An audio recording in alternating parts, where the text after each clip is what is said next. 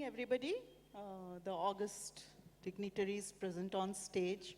I think so. We have got a great experience, great number of experienced dignitaries on dais who will be talking on this said topic, that is professional education and discovery learning, which is an integral part of higher education. I am Dr. Chandrani Singh, who will be moderating the session, hearing to their perspectives. I have a few questions also. Those who wish to can address those issues with regards to critical thinking, discovery learning in professional education under the higher education segment. And I am the director, Singer Institute of Management, Pune, and I am a postdoctoral fellow with Lincoln University, Malaysia.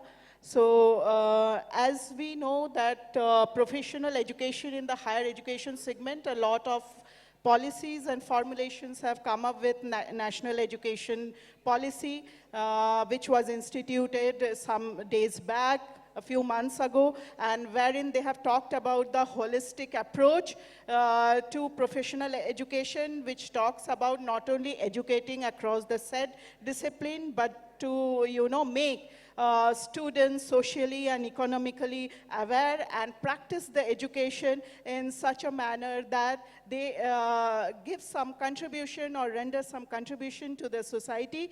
So with regards to that, let's hear without wasting, because I think so we have around 12 or 13 panel members, and each member has to speak at least for 3 to 4 minutes, which actually amounts to around 45 minutes of this panel discussion. So I would now request the panel members. Basically, first my address would be to Dr. Sudipta Sarkar on, See, whenever we talk about our particular session, that professionalism along with the innovation. So first, let me understand, whenever we call professionalism, what do we mean by the professional people? So whenever we call a person a professional person, we expect that that person is having the highest caliber in a particular field in which he is professionally compatible. But if we see all the professional courses nowadays, starting from engineering, MBA, masters in computer applications, even hotel management and all those, then after completing these courses, why we cannot tell them that they are particularly professionally developed, and why maximum of them are not so incompetent in getting a proper job? So this is the basic question which actually we all have to understand. In the previous panel, whenever the panelists they were discussing, one of them rightly said that it is not only with the students, it is with our system, with our faculty members. As a college, as a head of the department, as a head of the institute, maximum times we were not able to give a proper training to our faculty members by which they can inculcate the professionalism and the innovation in professionalism among the students. So if we see innovation doesn't come in a single day. Sometimes if we see some stories, then the stories look good. Suppose we heard that Archimedes, whenever he was taking his bath in a bathtub, he just discovered that buoyancy force, and he just come from that eureka, I have find it. Or Isaac Newton, we said that if the apple doesn't fall on his head, then the gravitational force he were not able to discover. But if we see in depth, then whether these persons, these people, these great scientists, whether they developed or they invented this formula in a single moment, absolutely not. They were thinking about it. They were thinking continuously about the process for their whole life. And after that only, at a single moment, these things click. So this involvement of the students in the innovation and the innovativeness is very much we have to incorporate, and we have to create a system, we have to create an environment where our teachers, our faculty members were able to deliver those innovativeness in their professional courses. Thank you. Thank you, Dr. Thank you, Dr. Thank you, Dr. This investigative, experimental way of learning, learning for the teachers, learning for the students, and resulting in professional development and also skill building, which can match current industry's demands. Thank you. A very good evening to all of you. And I come from the school education segment. In fact, I was wondering why they put me in the higher education panel. Now, as the discussion has opened up, I think perhaps somebody who has organized this program might have gone through the documents of SCRT Telangana. The question put to me by Dr. Chandani is how to institutionalize this of professionalism, the creativity, and the aspect of bringing in professional development into teaching. In fact, the National Policy on Education 2005 is a historic document in the sense that for the first time that the country has started thinking in terms of bringing child into center stage and weaving the curriculum in such a fashion that the child should be given freedom to think freely, to have the power to question, to have the space to explore, to experiment, and also be a collaborative learning in the classroom along with the teacher. So I think 2005 curriculum framework has paved the way to this innovative thought of bringing into center stage the professional development which this particular panel is interested with. So in our state, in 2011, we have written our own state curriculum framework. This is where I think I was asked about the policy. Now, as a matter of policy, the state has given its statement about 9 years back. It is our commitment to see that every child learns in a free environment, in an environment where the natural inquisitive nature of a child is nurtured, the ability to question, the ability to have an opportunity to explore, to innovate, to ideate is created within the curriculum. With that policy statement, we have gone ahead and prepared our syllabi and the textbooks. Each one of our textbooks we have designed with such personal touch in that, articulating the stated policy of the National Policy on Education 2005 and the State Curriculum Framework 2011. So every chapter, every lesson, every exercise, they were structured in such a fashion, the very title itself, let us read this, let us listen to this. What do you think of this? How do you, if you were to face this situation, how would you respond to this situation? This is a kind of language that we have brought into the textbooks of all the non-languages and the language textbooks. If some of you can understand Telugu, some of the exercises in the regional language or the language of the state, Telugu, that we have introduced is Vinandi, Alochinchandi, which means listen to this. Alochinchandi, think about this. Cheyandi, let us do this. So the kind of exercises that we have designed after every content piece also nudges a child to be a creator and also provide space for the learner to ideate and innovate. I think as a policy, we have brought in this in the last decade, and we have experimented this successfully in our classrooms. And these reforms are taken into evaluation. And in 2015, that is a mid-year, we have modified our examinations and we brought in exams which are not textbook based. So in our state of Telangana, in 2015, continuous comprehensive evaluation has taken a new paradigm where English subject, as an example I will give you, because I was a board director at that time and when I was conducting the examinations, 10th class examinations, most of the parents have come and complained to me that children have stopped studying English. They said they don't read because the question papers were designed in such a way that the paper is independent of the textbook.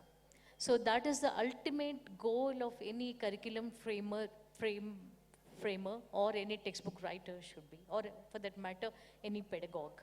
If the content is designed in such a fashion that it is text independent or classroom scenario independent, then real learning happens.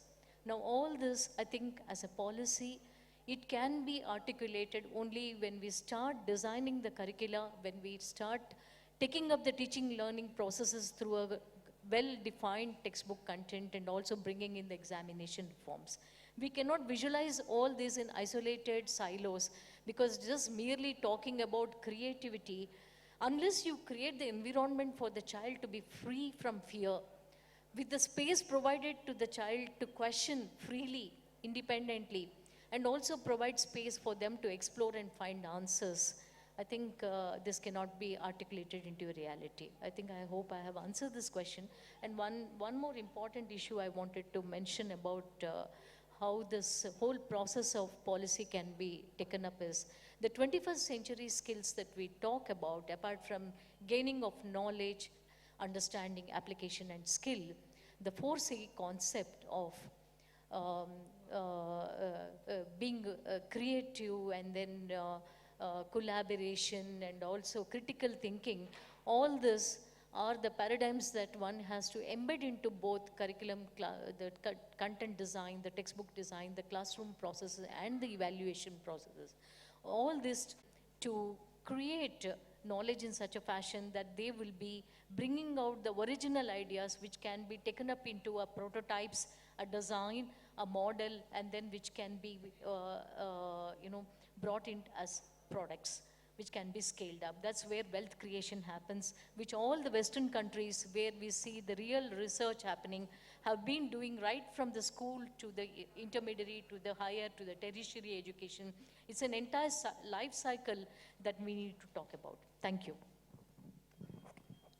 Thank you so much, ma'am. She was talking about greater level of engagement of the students and also the environment which should be provided to the students with respect to thinking, ideating, innovating, and that is what is required in the 21st century skills as per her ideation and description. And I think so. We should go ahead forward in this manner as to the initiatives which she was talking about also in terms of the government taking up initiatives to provide a holistic development for the students as well as for the teachers and give them that space, that environment so that they can nurture their talents and infuse creativity amongst themselves. So moving on, I would now like to talk to Dr. Sanjay Gaur, who would be talking on discovery learning under the segment of technical education. If it is possible, sir, over to you. Thank you, madam. I would like to thank organizing committee for giving me opportunity to express my view in front of you all. Before I start discussion, I would like to read a statement, vision statement of the National Education Policy 2019. Vision statement is, the National Education Policy 2019 envision an India-centered education system that contributes directly to transforming our nation's sustainability into an equitable and vibrant knowledge society by providing high-quality education to all. If we are focusing here on the statement, that we would find that ultimately we are moving towards the knowledge society by providing quality education. And education is directly associated with innovation and learning process. if you're talking about innovation, what is innovation? That is a weak definition of the innovation, and we cannot bind innovation in a single statement. But in my opinion, in my point of view, innovation is what introduce something new. That is innovation. Introduce something new. Or the another phase of innovation is introduce thing newly. The thing which is already available, you have ability to introduce these things in new way. That is learning. That is learning. As per the engineering, I am me from Engineering Institute. Outcome-based education is the key part of current engineering era and engineering education. So what is outcome-based? If we are learn from outcome-based, then again a cycle. Outcome, then learning, then again outcome, then process the learn. So I want to go for describe something discovery part from the learning. Outcome-based learning, we are moving towards the continuous assessment. Continuous assessment is a tool by which we can rectify the problems which we find in the curriculum and the assessments. So again, if you are taking feedback from assessment, continuous assessment, we are going for a good input again. So there is a cycle, continuous assessment. This is one of the discovery of the learning again. Project-based learning. Multiple projects given to students and find out what they learn actually. This is discovery of again learning. Seminar-based learning. It's improve the efficiency of the student regarding their presentation skill. Now, research-based learning. Small research projects may help about learning. As I am from computer science, I can say that coding-based learning is the best learning in the computer science technology. Even it is for mechanical, electronics, and electrical students also. Now, learning from the curriculum, learning from the co-curriculum, learning from the activities, learning from the events, learning from organizing events, learning from participating in the event, learning from team spirit, how to work in a team. Team spirit is the biggest learning tool for students and education system. Learning from the cross culture. Recently, recently we found a trend of business hackathon and smart India hackathon. Our college runs this program year around. The capacity of students come directly in front of us. And students in the Smart India Hackathon, students are taking problems from the ministry, sides of the ministry, and they're solving problems during a competition. This is direct contribution to the society, and it's match from the vision of the national education policy, as I read earlier, that knowledge society. If you're taking problem from the ministry sides, you're solving the problem at a school level, a college level, and giving solution to the society. It is the biggest learning. So I think that this is the process where students can learn from the learning. I hope I satisfy the panel. Thank you, ma'am. Yeah, he was talking about certain initiatives. So carrying on, I would also like to say that we have also encouraged our teachers and the students to put in some ideas under the MSME initiatives, which actually give 1 crore of a rupee to the incubation centers, and they in turn select the ideas and then push these ideas to the government and the ministry for final approval, wherein each and every group, student, teacher, or a group of student plus teacher under the umbrella of any company, be it a startup or be it a small and medium-sized organization, implement this idea, for which the maximum amount they have said is 15 lakhs to each of these, just for the idea, approving the idea, and then putting this ahead, implementing it. So these are some of the initiatives which will spur the creative thinking, the innovativeness amongst the students as well as the teachers, and also these are certain incentives also to the students, to the teachers, or to the various startups, might be the alumni startups as well. So I would like to ask Professor that whether in his organization, if he has instituted any discovery learning strategies and perspective on professional education with implementation of discovery learning. Thank you. Thank you, ma'am. Uh, this is a very topical, my name is Mishra. I am Director, Institute of Public Enterprise. We evaluate the performance of 69 ministries of the Government of India through RFD program. We work with all the state governments, central government. We work with several institutions abroad. We work with central public enterprises, state enterprises. Let me come back to my own views on what you have asked. You see, education, I think, is something we should be proud of. Schulz, for the first time, found in 1951 that education contributes 14% to the GDP. In India also, I think it contributes as much as it contributes in the US. But how much we invest in education? If you put central government and state government together, we are hardly investing about 3% to 4% of GDP. You see China and many other countries. Now, coming to that, I think what is important, why does it happen? That's the major issue. Education is a profession. What is a profession? Profession is something that we can practice. And why should we practice? We practice because it does something good for the society, good something for the individual, good something for the family. Now, coming to this, we see medicine is a profession, sports is a profession, engineering is a profession, trade is a profession, banking is a profession. But let us come to higher education. Now, when you come to higher education, the question there is that are we practicing the way we should practice? We have talked about research, consulting, training and all that. Do we mold our students the way we should be molding? We have very great gurus like Chanakya was there. We had very great gurus like Radhakrishnan was there. D.S. Kothari, he gave, I think, his report. Currently, I think a report has come. So we have plenty of great gurus. But the question is that these plenty, could we do something so that we could make the entire country, I think, a country of great gurus so that we can lead the world? Now, that's a very big question. Why that is not happening? And I would say very frankly that over a period of time, I think teachers have got a good deal. They have got a good deal. I'm reminded when I was in the UK, then one prime minister had promised that if you come to power, then we'll give you more salary and less work. So what happened was that they did come to power, and when he went to his constituency, the miners, they told, sir, we have already started working less, but you give us more money. Now, coming to teaching, I think in a poor country like this, I would say a college teacher, a school teacher, a university teacher, I think plenty of good money is there for them. But very frankly, we should ask a question, what is their output?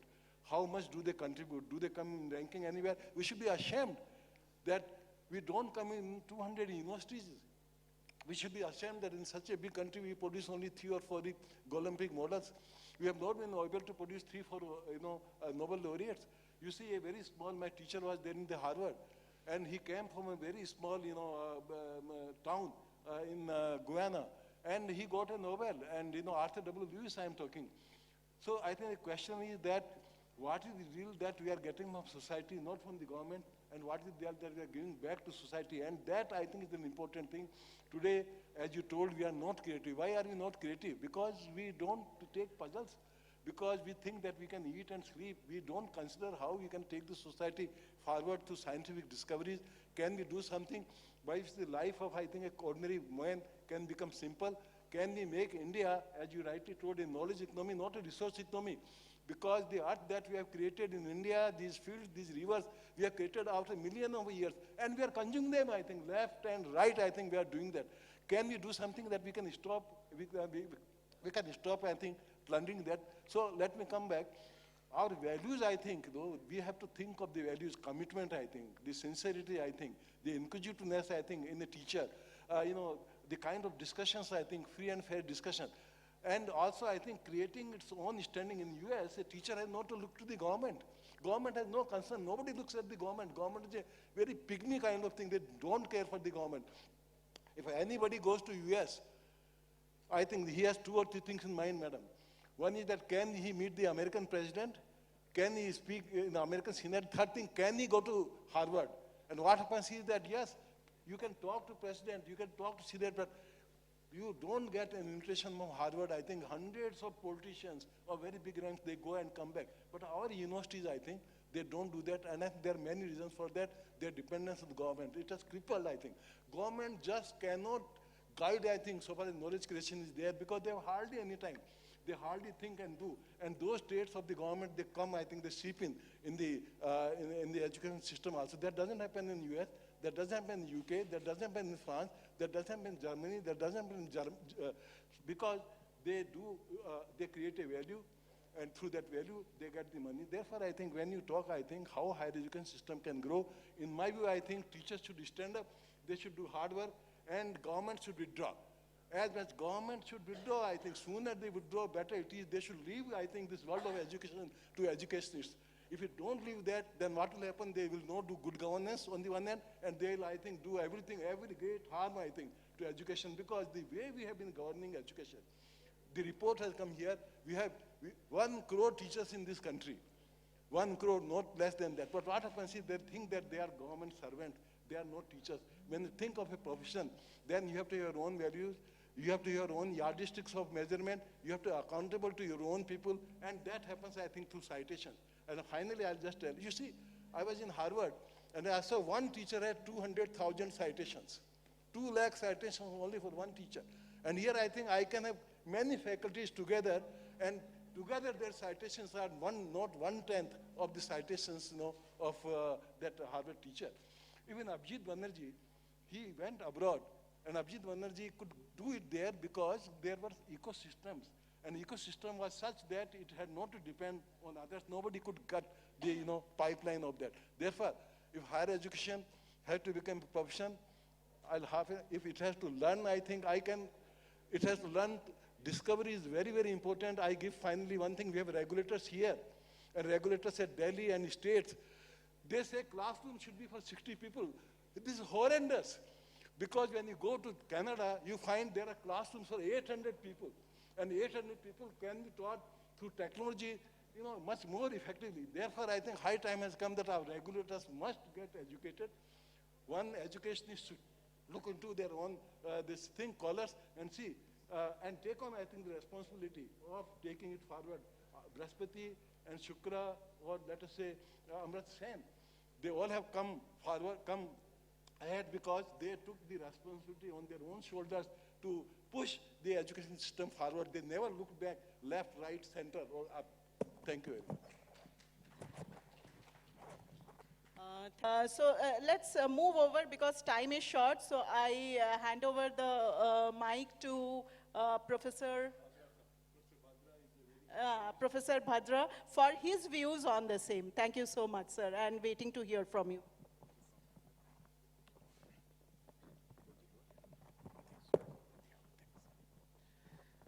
Thank you, ma'am. Thank the organizers for having me. Okay, I think the topic that I was supposed to speak was discovery learning. Discovery learning has a very specific meaning. It means that you start with observation. So it is observe, reflect. So understand what you have seen, abstract, draw conclusions from it, and finally experiment. And it's a cyclical process. So observe, reflect, abstract, experiment, and back to observation, reflection, abstraction, and experimentation. So it's a cyclical process. This method of learning was initially started for school children. But if you really see in higher education, particularly in the applied disciplines, it is equally applicable. I happen to come from the discipline of business administration. And in my field, I can see that for the last 40 years, a lot of management education is basically based on this concept. If you go back to one of the earliest books that was written based on this concept, this was published in the year 1982. Incidentally, this was also the book that got me interested in pursuing a career in business management. The name of the book, probably all of you know, it's In Search of Excellence. It was one of the most successful books, management books ever written. It sold 3 million copies in the first 3 years. It was written by 2 Harvard scholars, Harvard MBAs, Tom Peters and Robert Waterman. And it studied a number of excellent companies, notably at that time, it was IBM, General Electric, Hewlett-Packard, Wells Fargo, the bank, and Dana Corporation, Toyota, and so on. And they figured out what are the best practices in these companies by observing, by talking to people, and reflecting, and then they finally came up with an extract. There are 6 things, according to them, which really made sure that a company becomes really excellent. More recently, we had another researcher from Stanford University. His name is James Collins. So Jim Collins came up with 2 books, which I'm sure most of you have read, Good to Great and Built to Last. In these 2 books also, Jim Collins has done a lot of observation of some excellent companies, notably companies like Gillette, Nucor, the steel company, Kroger, the retailer, Wells Fargo, the bank, Circuit City, the electronics retailer, and so on. So he found out what these companies are doing well and relative to other companies in the same industry which have not done so well. And he came up with a number of abstractions, which according to him were the things that led to these companies doing really well. Some of the other great thinkers, our own Dr. C.K. Prahlad, who was with the University of Michigan, passed away about 6 years back. He was known as one of the top 50 thinkers in the world. Dr. Prahlad wrote a number of memorable books and articles, notably the core competencies of the corporation, competing for the future. Then you have strategic intent, then fortune at the bottom of the pyramid. All these books and all these theories are basically based on observation of companies and reflecting very, very in-depth reflection, abstractions, reducing these to theories, and then basically experimenting. He was on the boards of several Indian companies, notably Hindustan Unilever. Other great researcher who passed away recently is Clayton Christensen. If you see his biography, at the age of 38, he moved out of consulting. He used to work for a company called BCG, Boston Consulting Group, and then he got into researching as to why companies are not able to sustain their innovative leadership. And he also studied a number of companies, and he came up with a book called The Innovator's Dilemma, which I'm sure many of you have read. So basically, all these thinkers have followed this discovery learning pattern, which is observe what is going on, reflect on what is going on, abstract, find out conclusions, and then, the last part is experiment. All these things that I've talked about, there is one caveat that I must like to add, that all these companies, it was found that maybe 10 years, 15 years down the line, these companies stumbled. So what went wrong with the theory? So I would say that the 4th part, which is experiment, is very important. So when you're applying these theories, try to experiment, get your feet wet, and find out what really works and what does not work. And if you follow this, you'll probably be a very good management professional. This is exactly the pedagogy that we follow in our institute, and I followed in my 20 years career as a professor. So observe what companies are doing. They are the R&D buckets for management education. Observe, reflect, try to understand what they are doing. Is there a pattern in what they're doing? Abstract, try to figure out if there is a management theory that you can discern in all that, and then experiment in a small way to find out whether that is something that can truly be applied in your context. So I think observation learning is very, very apt for higher education, professional disciplines. So once again, observe, reflect, abstract, experiment. I think that should be the mantra, and I fully support it, and I think that's the way to go for professional education. Thank you very much. Thank you, Professor Bhadra. Thanks for, the students. And on to Fareen Sheikh. So I think so you are relatively new in this segment. So let's hear from the grassroots. Fareen Sheikh. I'm an assistant professor in State NKTT College, which is affiliated to University of Mumbai.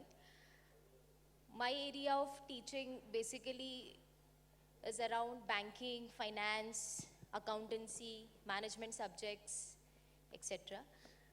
Ma'am, I would like to more focus upon the professional development and how we can design the courses to have a more professional approach. We can have something like while we are designing the course or while we are setting up the syllabus, why can't we have some industry people sitting us with the panel? Why can't we take their views, what they expect once the person or the student is graduated from our college or our university? Because there is a lot of confusion what our courses says and what industry actually needs.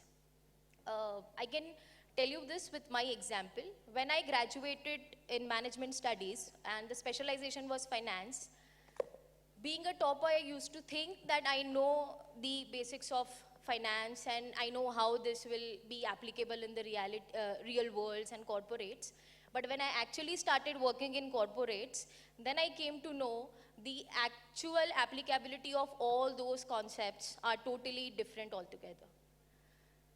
If we design our syllabus in such manner that will give the student the ideas about how it is happening in the corporate world by involving the industry experts of that particular topic or the course, it will help us in designing a better course and it will help us in motivating the students and giving them the practical knowledge. Apart from that, we have the concept of industrial visits. But the kind of industrial visits generally we have is, we take our students, we roam them around the company, around the industry in which we are taking them. What we do is, we come back, we ask them what they saw, etc. But if we can have such understandings with the industry that they are allowing our students to spend the entire day, or let's say 2 day or 3 day, sit with them, have an understanding of the process, how it actually works. Let's say a bank. Majority of the students who are specializing in banking and finance or are from MBA in finance, they hardly know how the actual processes of, let's say, RTGS or NEFT or any other banking procedure, how actually it works, they are hardly aware of it. So if we can inculcate all those things, it will be better for the university or college to inculcate the professional learning and professional development among the students. One more thing I would like to highlight, that if we can have certain understandings or the contracts with the companies or the industry for the students, in which they can outsource certain activities, let's say in banks and insurance, there are few activities which they can outsource to our students, which they can guide our students, and our students will do it as an internship activity in their summer vacation or let's say in winter vacation. So that may give the students the opportunity to learn the practical aspects of what they are learning in theoretical syllabus. Apart from that, what I personally observe it, the extracurricular activities and these soft skill activities and the practical knowledge has to be the part of the marking system which we have, because if we give certain marks allotted to all those things, I think that will help us more to achieve a practical knowledge rather than having it as an extracurricular activity. So that's what I feel personally, ma'am. Thank you, Thank Fareen. you. I think so now, Thank you very much.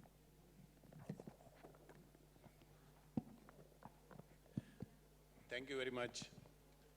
I think we are the last two speakers. Our timeline showing 2.48 minutes, but still, we'll ask the organizers to give us little leverage.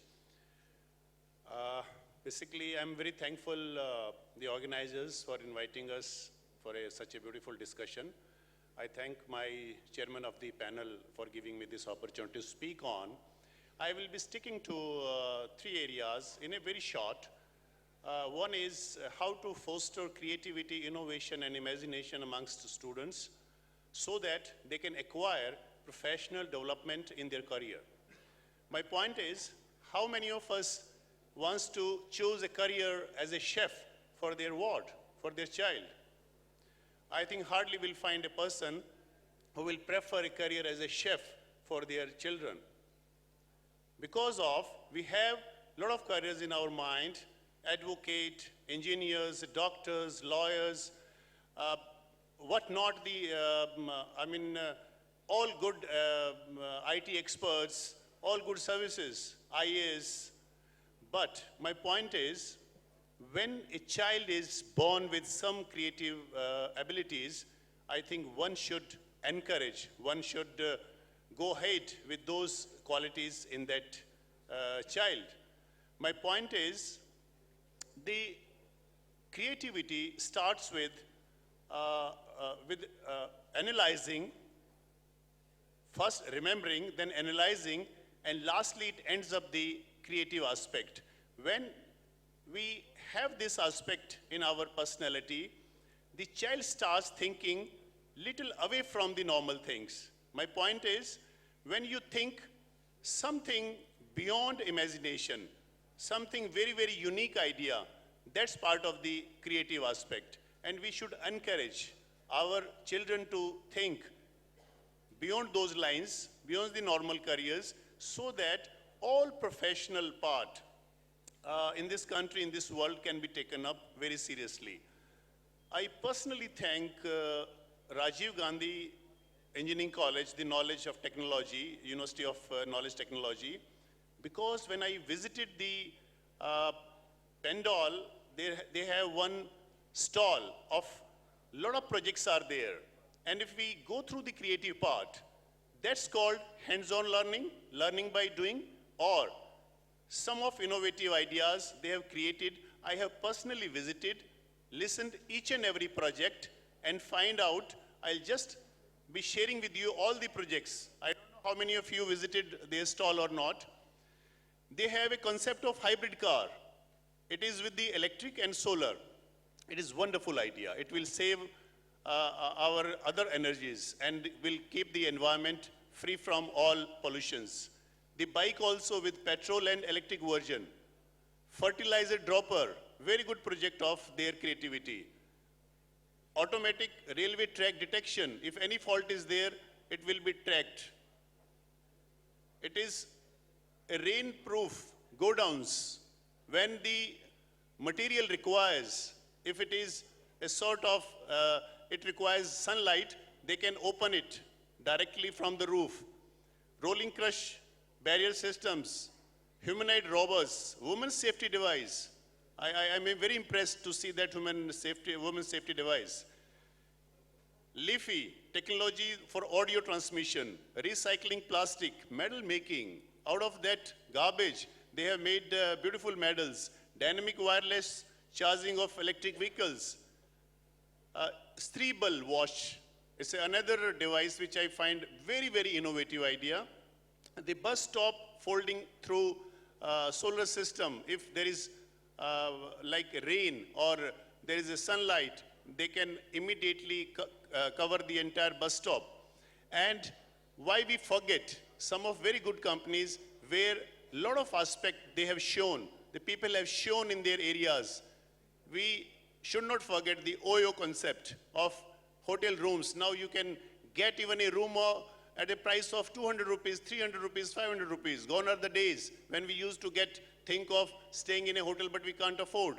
Swiggy, it takes food to your house. Zomato, Sathi, Ola, Uber, ShareChat, Chai Point, Paytm. And don't forget the creative aspect in films, the songs, the advertisements. If you remember one ad of Nike, just do it. I mean, all these aspects, why I'm sharing with you is we should foster the creativity, imagination, and the creative part, innovative part amongst our students so that we can develop them professionally, we can develop them as a kind of a professional so that the nation really can prosper under those able professionals in this country. Thank you so much. College, Palmore University. For the audience, it is a regional state university, which is a very young university of just 10 years old. And being the head of the University College, I just want to highlight the panel discussion, fostering the creativity and imagination at higher education level. In campus, I'm heading 13 departments, and in lines with this discussion, we are encouraging the creativity and imagination of our students by nurturing them, by developing the skills, especially entrepreneur skills.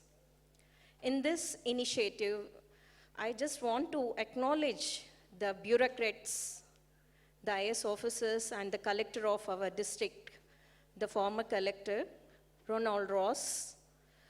He has a very young vision where he is involving the campus students, university students in the developmental activities. With a vision, he has started Metamorphosis, which is a entrepreneurial skill development set for the students of Mehboob to inculcate the entrepreneurial skills, a 15-week program for the students of district at the undergraduate as well as the postgraduate level, free of cost. We are having MOU with the district collector and the Metamorphosis, where they are training the students for 15 weeks at the first level, and in the second level, they are involving the students for the developmental activities for the district development. Like, for example, we are talking about artificial intelligence and various governmental activities which are for the benefit of the society. The district collector has involved our students for the societal services. He has made the students for the development of apps, application-oriented, for the bus tracking system in the district of Mehboob, or the food tracking system, or the doctor's appointment, because the Mehboob is a rural district where the people who are coming from various other rural areas, the district center is the Mehboob. So to get a doctor appointment, it's very difficult in emergency. So with a great vision, how this bureaucrats are having a vision of entrepreneurs and making the students of the campus or the undergraduate level a part of the governmental activities. Not only this, he is also encouraging the social activities like the Swachh Bharat missions, the Sakhi programs. He is involving the social work students as a counselors for the victims who are coming to them, and they are counseling, opening the counseling centers. They are making awareness of these government projects or government programs and what are the various activities are there for them. And such activities are really helpful, where we say that the government is not doing anything. But really, I'm happy to acknowledge our Ronald Ross sir, district collector, where really with a great vision, I should say that he is doing good work, encouraging the students in the societal work. Thank you very much for giving me this opportunity.